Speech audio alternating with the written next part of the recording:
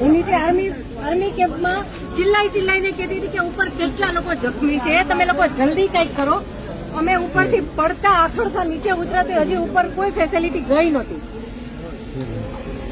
ઉપર આટલું બધું થઈ ગયું હતું, નીચે આર્મીને ખબર કેમ ન પડી કે ઉપર આ થઈ ગયું છે.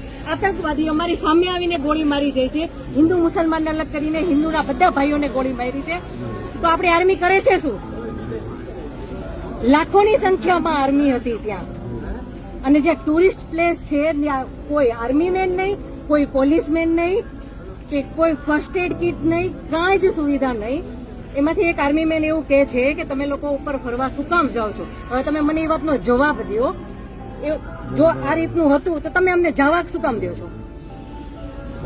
નહીં, હવે મારા ઘરનો સ્તંભ વયો ગયો છે. હવે તમે મને પાછો આપો, મારે બીજું કઈ ન જોઈએ. આજ પછી કોઈ દિવસ કોઈ વોટ જ નહીં કરતા. જો આપણી ગવર્મેન્ટને પોતાની જ સુવિધા રાખવી છે, તમારા પાછળ કેટલા વીઆઈપી હોય છે, કેટલી ગાડીઓ હોય છે, તમારો જીવ છે. આ ટેક્સ પે કરે છે એનો જીવ નથી. આ છોકરાઓનું શું, આનું ભવિષ્ય શું? આને ડોક્ટર બનાવી છે, આને એન્જિનિયર બનાવો છો, હું કઈ રીતે બનાવીશ? નહીં, મને ન્યાય જોઈએ. મારા છોકરાનું ફ્યુચર ખરાબ ન થવું જોઈએ. સાંભળો, તમારે સાંભળવું પડશે.